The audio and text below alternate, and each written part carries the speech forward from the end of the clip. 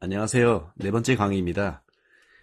지난 3강에서 완급 조절이라는 주제에 대해서 얘기를 하면서 이제 섹션 2, 속도의 기초에 대한 대주제를 마무리했는데요. 이번 4강에서는 포징이라는 주제를 통해서 이제 섹션 3, 속도감을 더 향상시키는 방법이라는 대주제로 4강, 5강, 6강을 진행할 겁니다. 이 4강의 주제는 이제 포징이라는 건데, 오리엔테이션에서 용어 정리를 할 때 이미 봤던 용어이죠. 사실 제가 이제 강의를 하면서 사용하는 단어들이 다 오리엔테이션에서 용어 정리에서 다 봤던 단어들이 계속해서 나올 텐데, 포징이라는 단어 자체는 포즈라는 단어에서 온 건데 굉장히 알기 쉽죠. 이해하기는 쉬운데 이게 얼만큼 중요한지를 이해하는 게 이 강의의 목적이라고 할 수 있습니다. 제가 이 강의를 위해서 제작했던 예제는 이런 식으로 rough를 먼저 보여드리고 그 다음에 완성된, 어떻게 보면은 클린하진 않지만 움직임이 완성된 이런 애니메이션을 그 다음에 보여드렸었는데요. 이거를 처음부터 만들어 보면서 어떤 부분을 유의해야 되는가, 어떤 식으로 포징을 완성시켜야 그만큼 더 움직임이 살아날 수 있는가, 이런 거에 대해서 얘기를 할 건데요. 자, 먼저 포징의 중요성에 대해서 얘기를 하기 위해서는 키포즈라는 개념이 제대로 정립이 되어 있어야 됩니다. 키포즈라는 거는 사실상 어떤 물체가 움직일 때 그 물체는 무한히 많은 프레임으로 나눌 수가 있겠죠. 예를 한번 들어볼게요. 이렇게 더 간단하게 그려보겠습니다. 어떤 캐릭터가 빙글빙글 회전하고 있습니다. 사실은 제가 이 두 프레임만을 재생을 해도 이게 이제 착시 현상에 의해서 이 캐릭터가 돌고 있다는 느낌을 받을 수가 있는데요. 이 캐릭터가 돌고 있다는 느낌을 받는 이유가 이 두 키포즈 때문이죠. 만약에 제가 여기서 방향에 대한 정보를 넣어주고 싶다면 지금 상태로는 어디로 돌고 있는지 알 수가 없기 때문에, 오른쪽으로 돌고 있다면 이 전 프레임에서부터 오른쪽으로 움직이는 것에 해당하는 대각선을, 그리고 여기서도 오른쪽에 해당하는 정확한 대각선을 구도에 맞춰서 이렇게 한쪽은 길고 한쪽은 짧게 이렇게 그려주게 되겠죠. 이걸 그대로 하면 이 캐릭터는 빙글빙글 돌아가고 있는 방향이 더 눈에 들어오게 됩니다. 용어 정리에서도 제가 얘기해 드렸듯이 키프레임이라는 개념, 그 다음이 브레이크다운이라는 개념, 그 다음에 이제 인비트윈이라는 개념이 세 가지가 있습니다. 제가 처음에 그랬던 이 프레임과 이 프레임, 이 두 개가 키프레임이고, 이 프레임과 이 프레임, 이 대각선의 프레임들이 어떻게 보면 브레이크다운, 그리고 그 사이에 들어갈 수 있는 수많은 그림들이 있겠죠. 자기가 얼마나 더 스무스하게 만들고 싶고 얼마나 더 느리고 부드럽게 만들고 싶은가에 따라서 그 안에는 이제 이 사이사이에 수많은 인비트윈이 들어갈 수가 있을 텐데, 그 인비트윈의 한계는 없습니다. 다만 지금 제가 넣었던 키프레임과 브레이크다운의 정보는 이미 충분하기 때문에 여기서부터 들어가는 것들은 모두 인비트윈이라고 할 수가 있죠. 그런데 제가 반대로 이렇게 키프레임과 브레이크다운을 제가 추가한 게 아니라 빙글빙글 돌아가고 있는 어떤 피규어 스케이터, 김혜나 씨의 영상을 제가 보고 있다고 봅시다. 그러면은 공중에서 빙글빙글 돌고 있는 그런 사람의 영상을 보면서 이 영상에서 일시정지를 눌렀을 때 도대체 어떤 프레임이 키프레임에 해당되는 걸까? 그리고 어떤 프레임이 브레이크다운에 해당되고 나머지 프레임들이, 어떤 프레임들이 인비트윈에 해당될까? 이런 것을 생각을 하면서 영상을 보시는 것도 크게 도움이 될 수 있습니다. 왜냐하면 현실을 찍어놓은 그런 비디오 영상 같은 경우에는 실제로 우리가 살아가는 세상에 어떤 원칙들이 다 적용이 되어 있고, 또 그 프레임 레이트, 이미지의 숫자도 굉장히 풍부하기 때문에 그런 영상을 보실 때 그냥 보고 베낀다거나 움직임만을 보는 게 아니라 그 속에서 사람이 갖고 있는 실루엣이라든가 어떤 곳을 제가 먼저 캐치해서 표현을 했을 때 가장 적은 숫자의 이미지로도 그 움직임을 그대로 표현할 수 있는가. 그게 바로 키프레임에 해당되는 눈을 가질 수 있는 연습법입니다. 키프레임을 제가 왜 이 두 개의 이미지로 선택을 했는가. 이 프레임이 될 수도 있고 이 프레임이 될 수도 있는데 왜 굳이 이 두 가지인가에 대해서 개인적인 의견을 제가 얘기해 봤을 때 굉장히 간단합니다. 실루엣이라는 개념이 저는 키프레임에서 일단 가장 첫 번째로 중요하다고 생각하는데요. 제가 설명을 더 원활하게 하기 위해서 인비트윈을 한 개씩만 더 그려볼게요.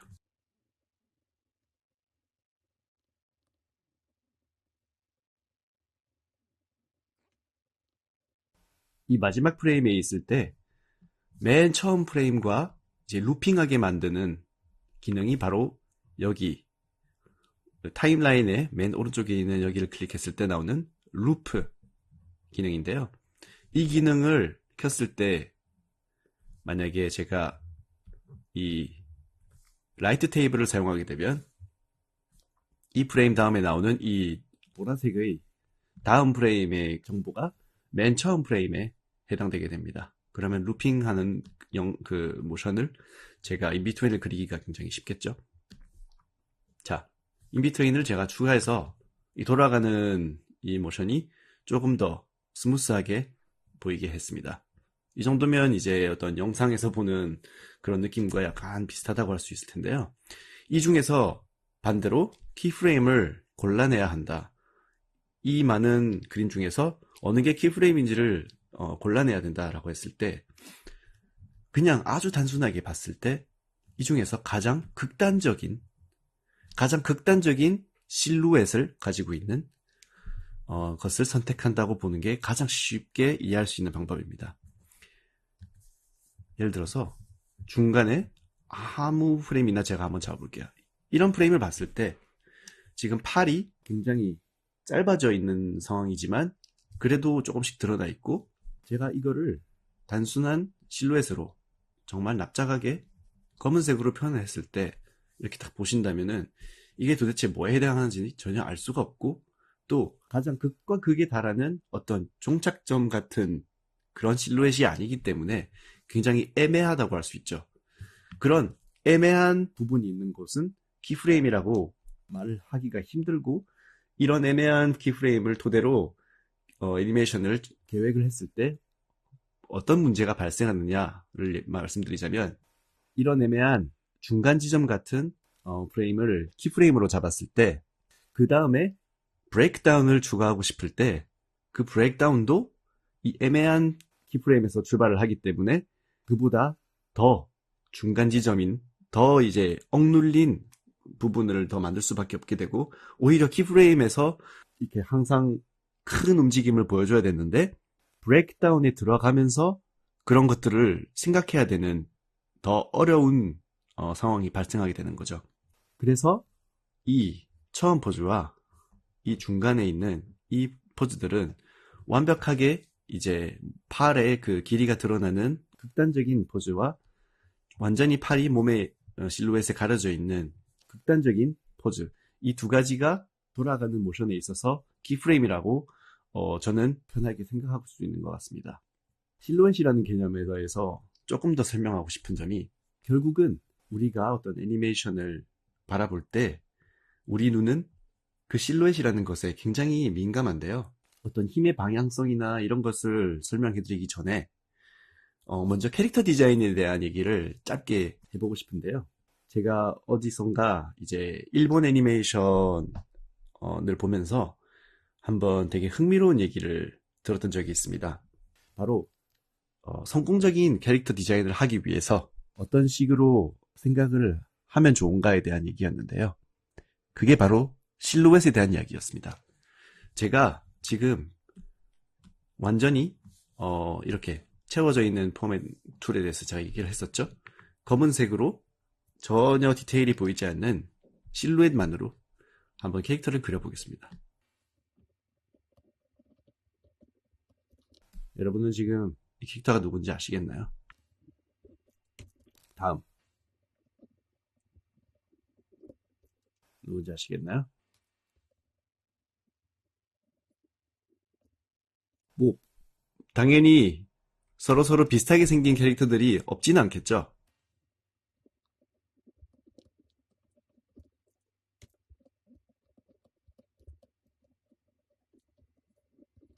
제가 지금 그리고 있는 이런 캐릭터들의 공통점이 뭘까요? 바로 어떠한 장면에서도 전혀 디테일이 보이지 않는 그런 실루엣만 보이는 상황에서도 이 캐릭터가 누구인지 바로 캐치할 수 있는 그런 테두리만으로도 알 수 있는 개성과 매력이 있다는 겁니다. 그런 캐릭터 디자인이 아니면 우리가 눈으로 바로 봤을 때 매력을 느끼고 이 캐릭터는 개성이 있다, 이 캐릭터만의 뭔가가 있다라고 느끼기에 부족하다는 거죠. 그래서 그만큼 실루엣이 중요하다고 얘기를 하는 건데, 이런 캐릭터 디자인에서 중요하게 생각되는 실루엣이 애니메이션에 들어갔을 때 한 프레임 한 프레임 움직일 때마다 그 중요성이 드러나기 때문에 결국은 같은 이치라고 할 수 있는데요. 그러면 본격적으로 한번 제가 제작했던 예제와 비슷한 그런 애니메이션을 한번 만들어 보면서 얘기를 나눠보도록 하겠습니다. 제가 예제로 제작했던 이런 애니메이션은 발차기를 하는, 어떻게 보면 좀 어렵다고 생각될 수 있는 움직임이었는데요.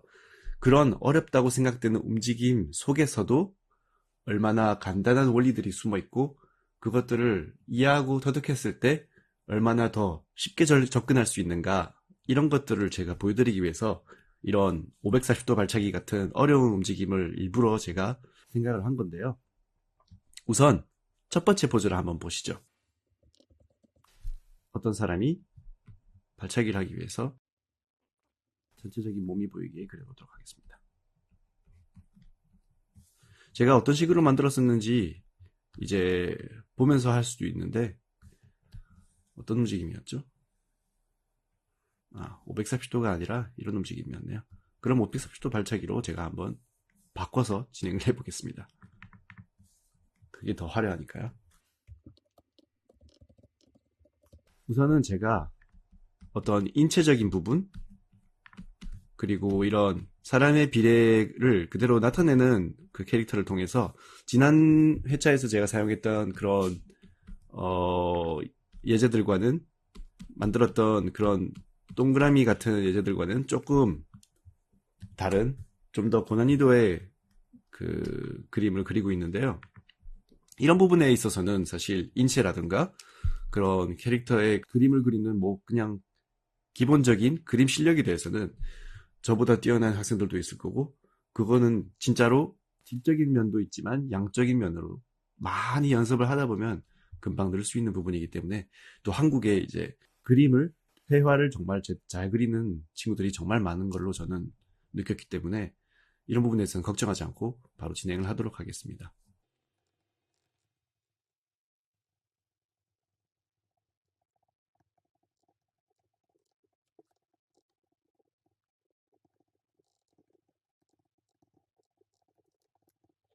자, 여기까지만 일단 할게요. 이게 이제 540도 발차기를 출발하는 세 가지 포즈를 제가 나타낸 것인데, 이게 얼마나 정확하고 얼마나 그 현실에서 실제로 태권도 발차기를 하는 사람들의 그런 모션과 흡사한지는 사실 그렇게까지 크게 중요하지는 않습니다. 뭐 예를 들면은 이런 움직임에 대한 어떤 이해도를 가지기 위해서 실제로 이런 움직임을 할 줄 아는 사람들이라면 분명히 도움이 됩니다. 크게 도움이 되죠. 왜냐하면은 애니메이터들 중에서 자기가 어떤 섬세한 움직임 같은 거를 이해하기 위해서 실제로 일어서서 자기가 직접 해보는 사람들도 많고, 램퍼런스를 자기가 찍어보는 사람들도 많기 때문에 실제로 해보고 할 줄 아는 것은 엄청나게 중요하고 큰 이득이 됩니다. 그리고 액션뿐만이 아니라 액팅 면에 있어서도 연기를 잘하는 사람일수록 애니메이션이 뛰어나다는 어떤 것도 사실 거의 기정사실화되고 있죠. 그런데 액션이라는 거는 결국 만화적인 측면에서 봤을 때 우리가 실제로 현실에서 할 수 없는 그런 판타스틱한 움직임들도 나올 수가 있고, 예를 들면 사람이 날아다니지는 못하잖아요. 그리고 애니메이터들이 모두가 이런 아크로바틱한 움직임을 다 할 줄 아는 것은 당연히 아니기 때문에 이런 무술과 관련된 어떤 움직임을 만들고 싶을 때 실제로 레퍼런스를, 그러니까 실제 영상 레퍼런스를 보는 것도 큰 도움이 되긴 하지만, 그보다 더 중요한 것은 실제와 같은 것보다 자기가 주고자 하는 느낌을 제대로 나타낼 수 있는 원칙들을 잘 이해하는 것입니다. 여기서 일단 오늘의 주제는 포징이니까 제가 포징에 대해서 한번 얘기를 해보고 싶은데, 이 키포즈들을 제가 끝까지 한번 제작을 한 다음에 그 다음에 얘기를 하도록 할게요. 그게 더 좋을 것 같습니다. 이런 키포즈를 제작하는 데 있어서 절대로 두려워해서는 안 되는 것이 있는데요. 바로 틀리게 그리는 것입니다. 이게 항상 이제 주도 면밀하게 계획을 해서 최대한 좋은 키포즈를 만들고 해야 된다고 얘기를 하면서도 틀리는 것을 두려워하지 말라는 게 어떻게 들으면 좀 아이러니할 수가 있는데, 사실 최대한 잘 하려고 노력하는 것과 틀리는 것과 두 가지가 당연히 서로 반대되는 개념이 아닙니다. 최대한 잘 하려고 하는 것은 그 어떤 노력에 대한 얘기고, 그러면서도 실수를 하는 것은 사람으로서 당연한 것이기 때문에 절대로 두려워하지 말라는 의미는 얼마든지 만들면서 고칠 수 있고, 또 만들었던 것을 금방금방 버리거나 포기하면서 다시 시작하고, 그런 식으로 미련을 갖지 않고 한 번 한 번 할 때마다 이게 나에게 걸음이 되고 연습이 된다라는 생각으로 두려움 없이 계속해서 만들어내는 게 가장 큰 중요한 점인 것 같습니다. 키포즈니까 최대한 조잡하지 않게 적은 양의 키포즈만으로 이 움직임을 한번 나타내 보려고 하고 있습니다.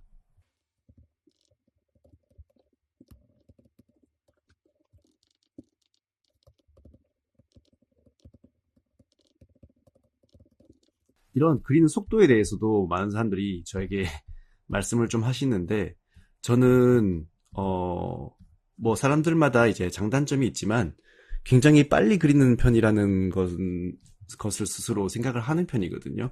뭐 저보다 빠른 사람이 당연히 없다는 게 아니라 아주 섬세하게 작은 것들까지 생각하면서 그리는 것보다는 정말 빨리빨리 어떤 러프를 잡아가는 거에 있어서 저의 장점 중에 하나라고 생각을 하기 때문에, 저처럼 이렇게 막 빠르게 그리는 것만이 어떤 답이 아니고 자기만의 어떤 방식을 찾는 것도 중요하다고 생각하기 때문에 이런 부분을 보면서 이제 부담 갖지 않으셨으면 좋겠고요.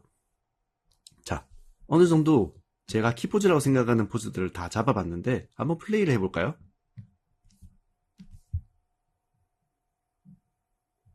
540도 발차기 같은 느낌이 이미 나기 시작했죠?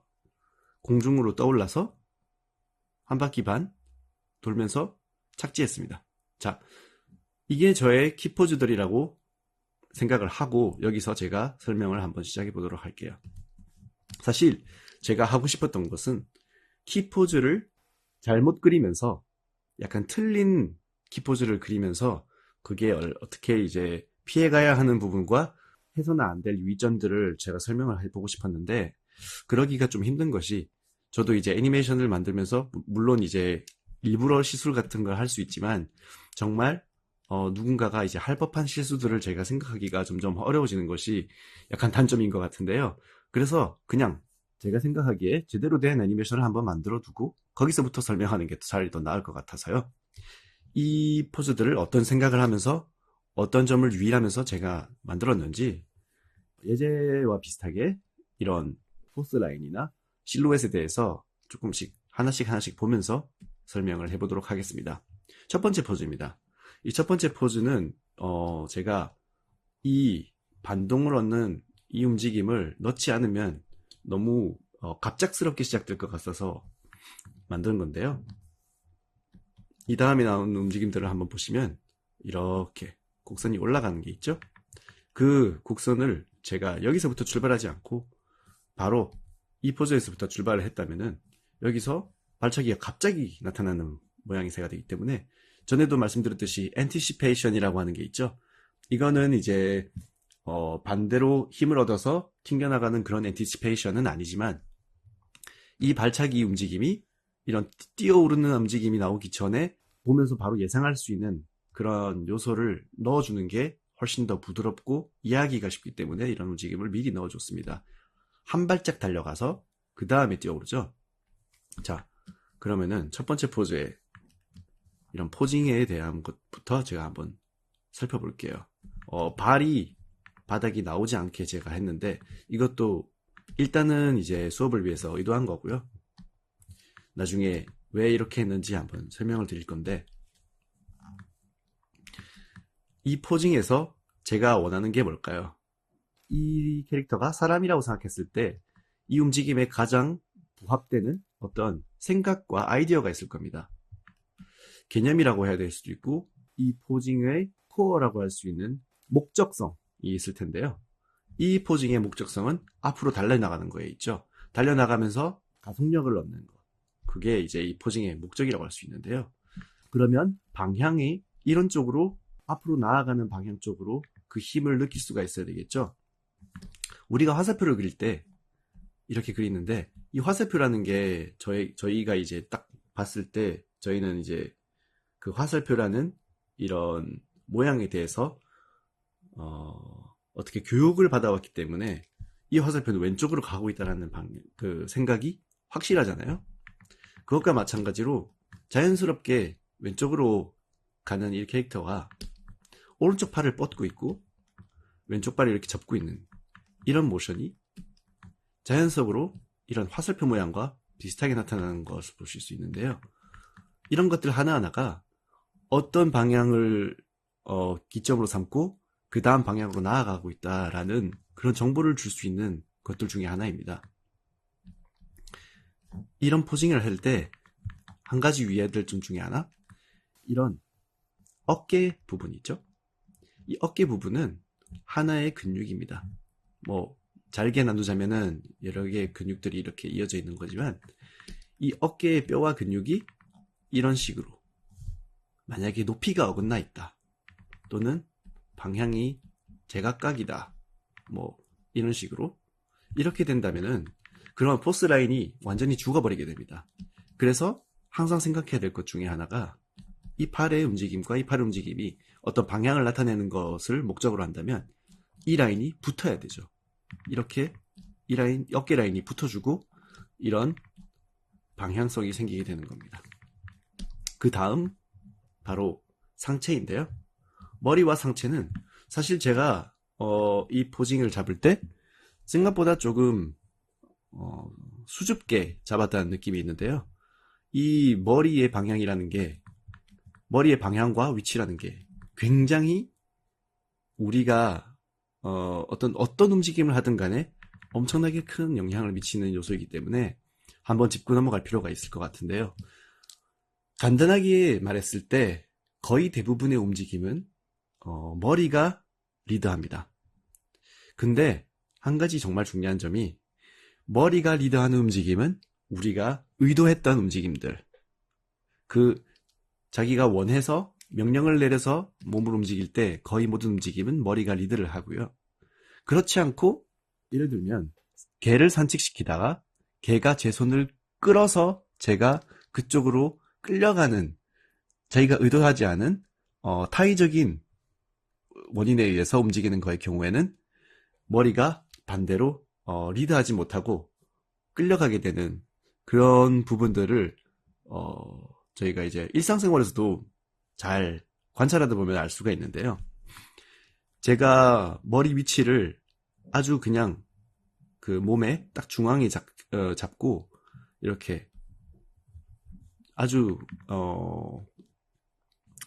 스테이블한, 전혀 이제 목적성이 없어 보이는 듯한 그런 위치에 그려놓은 게 있어서, 만약에 이 포징을 제가 고치고 싶다면 더 앞으로 나아가고 있다는 걸 살리기 위해서 더 앞으로, 그리고 방향도 이런 식으로 잡아주면서 이 몸과 머리의 기울어짐이 앞으로 가고 있다는 느낌을 받을 수 있게 이 정도 기울여 줄 겁니다. 자, 그리고 러프를 잡을 때 저는 이런 사각 또는 삼각의 이런 팬티 모양으로 이렇게 골반을 그려주는 것을 가끔 선호하는데요. 골반이라는 부분이 얼마나 중요한지 나중에 함께 볼 것이기 때문에 이런 부분은 사실 연습을 하시는 단계라면 따라 하시는 것을 적극 추천드립니다. 그리고 지금 딛고 있는 이런 발들도 사실 더 이제 포징 자체만 예쁘게 하고 싶고 익스트림한 그런 극단적인 포즈를 잡고 싶다면 더 이런 방향을 살리면서 아주 그냥 이 다리를 직선으로 뻗어버리고 이 다리는 더 뒤로 가면서 아까보다 훨씬 더 극단적으로 보이는 이런 포징으로 이렇게 고칠 수가 있는데요. 사실 이 두 포즈 모두 어느 게 틀렸다라고 하기에는 약간 그 스타일도 다르고 그 어떤 이런 미세한 부분에 있어서 사실 이런 포징은 틀렸다라고 말하기에는 사실 그렇게 큰 차이가 아니기 때문에 둘 다 괜찮다고 저는 생각을 하는데요. 이제 중요한 거는 그 다음 포즈로 넘어갔을 때입니다. 여기서 여기로 넘어갔을 때 제가 이 프레임 안에 발이 들어오지 않게 일부러 그렸다는 얘기를 했었죠. 왜 그랬느냐? 사실 하반신이 잘 들어오지 않는 그런 완벽 이제 몸 전체가 풀 프레임으로 들어오지 않는 그런 구도로 그림을 그리게 되는 경우가 제법 많이 있는데요. 여기서 이렇게 한 이유가 많은 사람들이 하는 큰 실수 중에 하나가 어떤 사람의 잠깐만요. 이거는 설명하기가 쉽지는 않은데 사실 이야기는 굉장히 쉬운 부분입니다. 캐릭터가 프레임 안에 이렇게 있는데 걸어가고 있고 이 바닥 부분이 프레임 바깥에 있다고 생각을 해봅시다. 그러면 이 다음 프레임은 이 발이 어디에 있을까요? 당연히 같은 곳에 발을 디디고 있고 이런 식으로 앞으로 나아가게 되겠죠. 이게 당연한 건데 만약에 이 부분을 눈으로 보지 못하고 프레임에 갇힌 상태에서 저희가 앞으로 가는 움직임을 그리게 됐을 때 이렇게 많은 분들이 여기를 기점으로 두고 이렇게 그림을 그리게 됩니다. 그거는 약간 심리적인 부분에 이제 저희가 그리고 있는 이 종이에 갇혀 있다라고 봐야 되는데요. 그런 것들을 유의하기 위해서는 연습할 때도 이렇게 발이 바깥으로 나가거나 어떤 기준점이 되는 발을 디디고 있다는 거는 사실 절대로 발이 그 디딘 땅에서 많이 움직이면 안 되는 게 당연한 거기 때문에 디디고 있는 곳이 여기가 아니라 이 바깥에 있는 요쯤의 부분이라고 발의 모양을 상상을 해주면서 이렇게 되면 안 된다는 거죠. 여기쯤에 발이 있으니까 이런 식으로 각도를 제대로 잡아주면서 만들 때 그런 발이 움직이거나 아니면은 발목에서 잘려서 우리가 움직이고 있다라는 그런 이상한 느낌을 받지 않을 수가 있는 거죠. 자, 그 점은 항상 유의를 해주셔야 되고 그 다음 포즈에서 이제 그 외에도 고칠 점들이 몇 가지가 있을 것 같은데요. 이 포징 다음에 있는 포즈를 항상 생각을 해줘야 됩니다. 제가 이 포즈에서 이 포즈로 넘어왔을 때 목적성이 바뀌었죠. 이 다음은 뭘까요? 바로 점프를 하기 직전에 반동을 얻기 위한 그런 포즈인데요.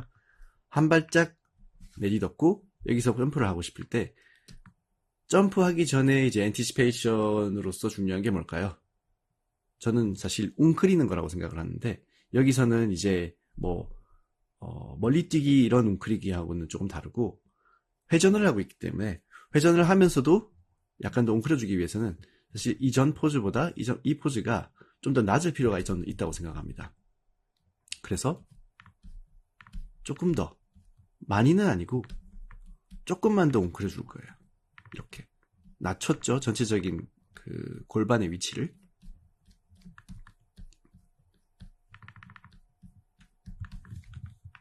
그러면서 제가 보기에 이 포즈에서 지금 왼쪽 이 허벅지가 완전하게 다 보이고 있고 이 오른쪽 다리를 100% 가리고 있는데, 그렇다는 거는 완벽하게 저희가 이제 봤을 때 골반이 옆을 향하고 있다는 겁니다. 근데 그러기에는 제가 줬던 회전이 조금 많고, 그 다음에 이런 회전하면서 점프하는 움직임을 주기에는 좀 회전이 부족하다고 느끼기 때문에 이런 부분도 이제 포징을 고칠 때 고쳐줄 수 있는 거죠. 조금 이런 골반에 골이 보이게 하면서 제가 개념상 아까보다는 조금 한 30도 정도 더 돌아간 그런 움직임을 줄 수 있는 거고요. 그러면 척추의 라인도 아까는 완전히 옆으로 서 있었지만 조금 이렇게 보이는 대각으로 한 30도 돌아간 그런 포징으로 고칠 수가 있는 거죠. 이 전 포즈에서 이 포즈로 넘어왔을 때 그 회전이 조금이라도 더 느껴질 수 있게 됩니다. 이게 키포즈라고 해서 무조건 극단적으로 옆으로 보이거나 앞으로 보이는 포즈가 아까의 예시 때문에 약간 오해가 있을 수 있는데, 극단적인 포즈가 항상 중요한 게 아니라 그 안에 들어있는 정보가 최대한 많아야 그게 좋은 키프레임이라고 저는 생각하기 때문에 이런 회전에 대한 정보도 저는 지금 추가를 해준 거고요. 그리고 뛰어오르기 전에 그런 웅크리는 자세에 대한 정보, 그 정보는 제가 아까 전에 얘기를 했는데 그런 정보를 추가하기 위해서 조금 더 웅크려준 겁니다. 그리고 지금 머리의 회전에 대해서는 제가 정보를 전혀 넣지 않았었는데, 계란 같은 모양이죠. 귀 같은 거를 그려주면 머리가 어디로 회전하고 있는지 알 수가 있게 됩니다. 지금은 저희가 뒤통수를 보고 있는 게 이 귀 때문에 느껴지고 알 수가 있는 거죠. 머리가 몸보다 더 많이 회전하고 있습니다. 몸은 이쪽을 보고 있는데 머리는 이미 저쪽을 보고 있죠. 이게 이제 회전을 하겠다는 어떤 머리가 리드하는 그런 전조로 볼 수 있는 건데, 그런 거를 다 생각하면서 그려주면 더 좋은 키포즈가 만들어질 수 있겠죠. 그리고 이제부터 대망의 발차기 부분에 대한 포징인데요. 여기서는 제가 포스라인이나 그런 거에 대해서 설명을 해드리기 전에 한번 이런 애니메이션 자체가 너무 복잡하고 어떻게 시작을 해야 될지도 모르겠다, 너무 어려워 보인다 라고 생각되시는 분들을 위해서 정말 중요한 꿀팁 하나를 드리겠습니다. 아까 골반에 대해서 얘기를 했었죠. 제가 빨간색으로 이 캐릭터의 골반만을 한번 이렇게 둥글게 표현을 하면서 트래킹을 한번 해보겠습니다. 바운싱 볼, 포물선, 타이밍과 스페이싱 모두 이전 강의에서 제가 한 번씩은 다뤘던 주제죠. 제가 이 골반을 트래싱하면 어떻게 될까요? 결국은 이런 제가 전에 얘기했었던 그런 포물선과 이 타이밍 스페이싱, 느려졌다가 빨라지는 이런 움직임들이 결국 이 골반 움직임에 모두 들어가 있습니다. 이 골반 움직임을 제대로 지켜주지 못하면 그 애니메이션은 이렇게 왔다 갔다 부들부들거리거나 전혀 자연스럽지 못한 그림이 될 텐데, 이것만 잘 지켜줬어도 이 물리적인 우리가 어떤 위화감이 없어지기 때문에 그런 부분에 대해서 어디를 먼저 조심하면서 그리다 보면 그런 움직임을 쉽게 완성할 수 있는가 하는 부분의 제 1단계가 골반입니다. 이 골반 부분을 무게중심이라고 하죠. 사람의 무게중심은 골반인데 이 고관절, 골반 부분을 항상 어디로 두는가에 따라서 그 캐릭터 애니메이션의 질적으로 탄탄한 부분은 모두 이걸로 이제 종결된다고 볼 수 있을 정도인데요. 이 골반이 어긋났다면 다른 부분은 다 포기하고 이 부분부터 고쳐야 되는 정말 정말 중요한 부분입니다. 이 동그랗게 그렸던 이런 골반이 제대로 된 포물선을 그리고 있고 타이밍과 스페이싱이 적당하다면 그 다음은 너무나 쉽습니다. 아까 전에 제가 캐릭터를 이렇게 빙글빙글 돌아가게 그렸던 그 예제가 있었죠. 아까 그냥 빙글빙글 돌아가게 하는 이런 애니메이션을 한번 그렸었는데, 이것과 동일하게 뭐 완전히 동일하진 않지만 비슷한 개념으로, 그리고 또 제가 아까 얘기했던 이 발의 위치를 잘 생각해주는 부분, 발은 여기쯤에 있기 때문에 여기서 위로 올라가야 되고 이렇게 가면 안 된다, 이런 걸 조심해 주시면서 여기 있던 발이 이제 이 골반을 따라간다면, 따라간다면 이런 그 곡선을 따라서 올라가게 되겠죠. 발이 이쯤에 있는데 그러면은 뭐 더 멀리 있어도 되고, 이런 거는 자기가 이제 어떤 식의 움직임을 주고 싶으냐에 따라서 이 발차기를 하는 사람이 100명이면 100명이 다 다르게 발차기를 할 것 아닙니까? 그런 것들을 생각하면서 어떤 완벽한 그런 모델이 있는 게 아니라 이 움직임의 선만을 지켜주면 모든 게 다 가능하다, 많은 가능성이 열려있다라는 것을 상기를 하시면서 여기 있던 발이 골반을 따라서 위로 올라간다. 그러면 발이 여기 있든 여기 있든 여기 있든 이 선에만 있어주면은 이 어떤 위화감은 없는 거죠. 여기 있다고 치고 그러면은 이 다리라는 거는 결국 메커니즘, 어떤 그 발과 골반을 이어주는 그런 어떤, 이어주면서도 그 사이에 이제 힘을 넣어줄 수 있는 메커니즘일 뿐이기 때문에 이런 식으로 그 사이에 있는 다리를 그려주면 됩니다. 이제 여기서 다리가 이제 완성이 됐는데, 이 다리도 사실상 저희가 아까부터 얘기했던 화살표의 모양을 띠고 있죠. 이런 부분들이 내가 얼마나 이쪽으로 방향을, 포스 라인을 통해서 캐릭터의 속도 그리고 방향을 제가 항상 제시하고 있는가가 중요한데요. 제가 생각하기에 이 포 중에서 다시 봤을 때 그런 포스 라인이 많이 부족하게 느껴지긴 합니다. 왜냐? 지금 이 캐릭터의 전체적인 모양을 보면 똑바로 서 있죠. 나는 분명히 이쪽으로 향하고 있는데 이 골반이 리더를 해야 되는데 똑바로 서 있다라는 거는 조금 더 이 골반이 더 앞으로 튕겨져 나가면서 나머지가 따라오고 있다라는 이 느낌을 더 주고 싶죠. 아까와는 차원이 다른 그런 무게중심의 이동이 느껴진다. 그러면 등도 이렇게 살짝 구부렸을 때 이런 방향성이 만들어지게 되죠. 아까는 똑바랐는데 지금은 이쪽으로 가고 있다라는 어떤 화살표에 해당하는 그런 느낌이 생기게 됩니다. 거기서 이 상체를 그릴 때 아까 전에도 이제 머리가 먼저 리드를 했었죠. 머리가 회전을 리드하는데, 그러면 골반이 이쪽을 보고 있을 때 상체는 조금 더, 그리고 머리는 거기서 또 조금 더 이렇게 돌아가면서 나선형의 그런 머리가 조금 더 돌아가고 그 다음이 상체, 그 다음이 골반, 그 다음이 다리, 이런 식으로 마치 수건을 짜는 듯한 그런 단계별의 회전을 넣어주는 게 이런 움직임에서 굉장히 중요한데, 그런 것들은 사실 태권도를 하는 사람들의 영상을 보거나 그런 레퍼런스를 보는 것만으로도 많이 이제 애널라이즈 할 수 있는 부분이기 때문에 제가 굳이 이런 부분에 대해서 항상 이제 뭐 얘기를 해드리겠지만 깊이 들어갈 필요는 없을 것 같습니다. 제가 항상 지금 말씀을 드리고 싶은 거는 그런 움직임의 어떤 디테일한 부분이라기보다는 지금 말씀드렸던 이런 포스 라인에 어떻게 무게중심을 이동함으로써 더 나은 느낌을 줄 수 있는가, 그리고 이런 골반의 움직임을 트래킹함으로써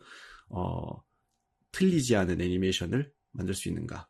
더 좋은 애니메이션은 항상 더 좋아지게 할 수 있지만 그 처음 단계는 어떤 우리가 느끼기 불편한 것들을 배제하면서 틀리지 않은 애니메이션을 만드는 게 첫 번째 단계라고 생각을 하거든요. 그게 이제 이 골반에서 먼저 출발을 하는 거라고 보기 때문에 몇 번이나 강조를 하고 있습니다. 그 다음에 이제 포징들도 다 이제 제가 지금까지 말씀드렸던 것들과 같은 상통하는 그런 원리들로 이런 포스 라인을 잘 지켜주면서 어떤 나선형의 이쪽을 보고 있지만 골반은 뭐 이쪽을 보고 있는데 상체는 이쪽을 보고 있으니 이 사이에 이런 나선형의 트위스트를 넣어준다, 뭐 이런 것들은 뭐 계속해서 이어지는 건데요.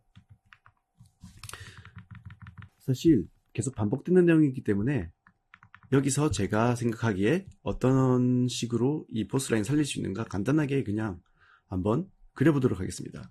손이 여기 있고 상체가 이만큼 돌아갔죠. 그러면 맨 처음에 봤던 이런 포즈처럼 이런 팔의 움직임도 이런 포스라인을 살려줄 수 있게 되고, 머리도 그냥 똑바로 서 있는 것이 아니라 이런 식으로 한쪽으로 이제 꺾어줬죠. 꺾어줌으로써 이런 방향을 더 살릴 수 있고요. 이제 발을 디디고 있던, 땅을 디디고 있던 발이 올라왔는데 옆으로 가버렸죠. 이런 것들은 저는 딱 보자마자 굉장히 불편해지는데, 사실 이렇게 플리핑이라고 하는 이제 쉼표와 점을 이용하는 키프레임 간의 이런 플리핑이 가능하다고 했었죠. 제가 이런 식으로 그랬던 그림을 보다 보면 조금씩 눈이 익숙해지면서 어디가 불편한지 느껴지게 됩니다. 저는 이 발과 이 발 사이의 움직임이 굉장히 불편하다고 이렇게 플리핑 하면서 몇 번을 느낄 수 있는데, 그거는 이쪽으로 발이 슬라이딩 해버렸기 때문이죠. 분명히 점프를 하면서 골반을 따라와야 되는데 여기 있던 발이 이쪽으로 따라오면서 이쯤에 있어야 되는데 옆으로 슬라이딩 해버렸기 때문에 불편했던 거죠. 그래서 그 위치를 고쳐줬더니 편안해집니다. 저는 이걸 굉장히 편안하다고 느끼는데 처음 보시는 분들은 이게 잘 느껴지실지는 몰라도, 실제로 이거를 이제 애니메이션 같은 걸 만들었을 때 그걸 시청하는 분들은 애니메이션에 대해서 잘 모르는 일반인들이 더 많고, 그런 사람들도 보면서 불편한 애니메이션과 편안하게 잘 부드럽게 만들어져 있는 애니메이션과의 차이는 모두가 다 느낄 수 있는, 사실 현실에서 보는 움직임들이 당연히 자연스럽지만 우리가 애니메이션을 잘못 만들었다면 마치 현실에서 버그가 일어난 것 같은 그런 움직임이 만들어지기 때문에, 그거는 사실 모두가 봤을 때 이게 아까 전에 있었던 그런 슬라이딩 된 발의 움직임보다는 더 편안하다는 거는 사실 저뿐만이 아니라 모두가 다 똑같이 느낄 것 같다고 생각합니다. 여기 있던 발이 540도 발차기에서는 회전을 하고 싶은데 한번 이렇게 감았다가 다시 차는 게 540도잖아요. 그런 움직임을 아주 단순하게 이 골반을 기점으로 한번 이렇게 생각을 해주세요. 발이 일로 갔다가 한번 돌았다가 팡 찬다. 이런 궤적을 미리 머릿속으로 생각을 해두시면 이 발이 빨간색으로 한번 트래킹을 해볼게요.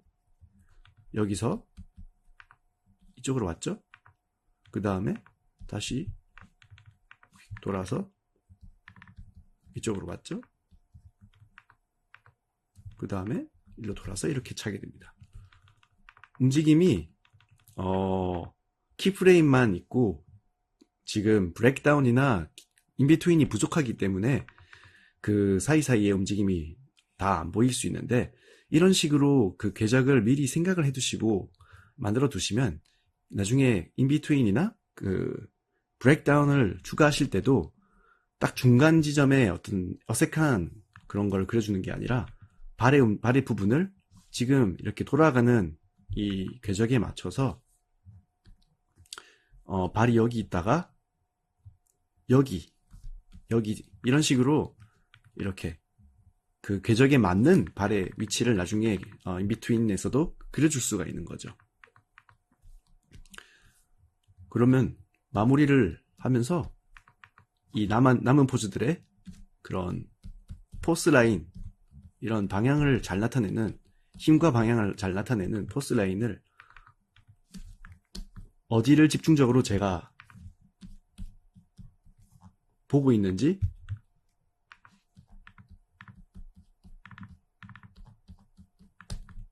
자, 이런 식으로 여기서도 골반을 조금 더 앞으로 부각되게 해주면서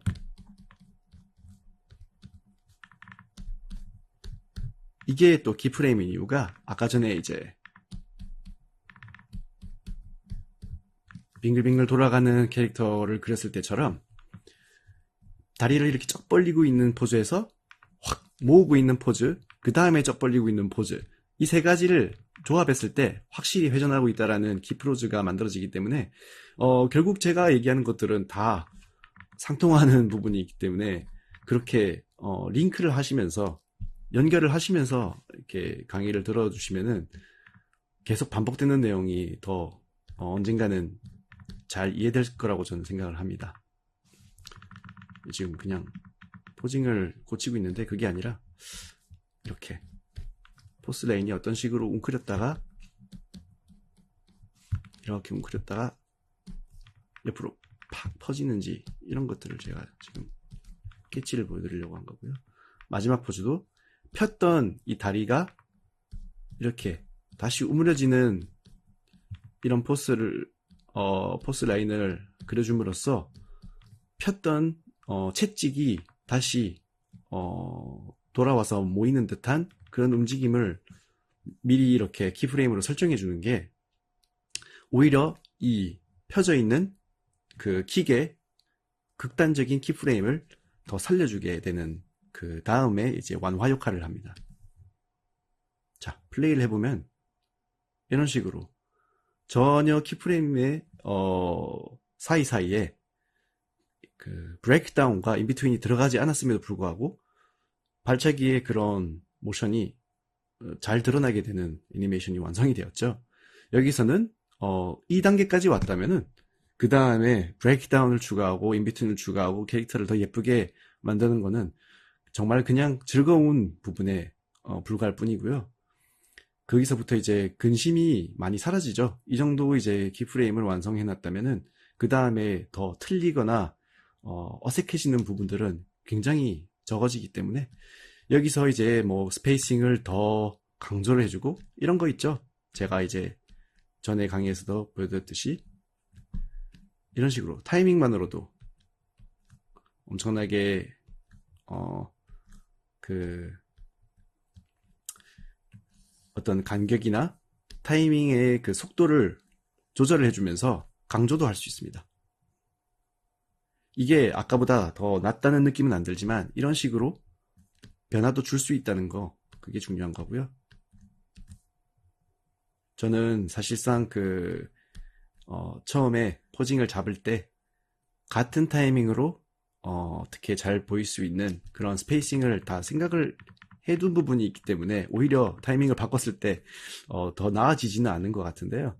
뭐 그래도 이런 가능성이 있고 그걸 활용할 수 있다라는 게 굉장히 중요한 것이기 때문에 아주 미세하게만 이렇게 조절해보면 또 나쁘진 않네요.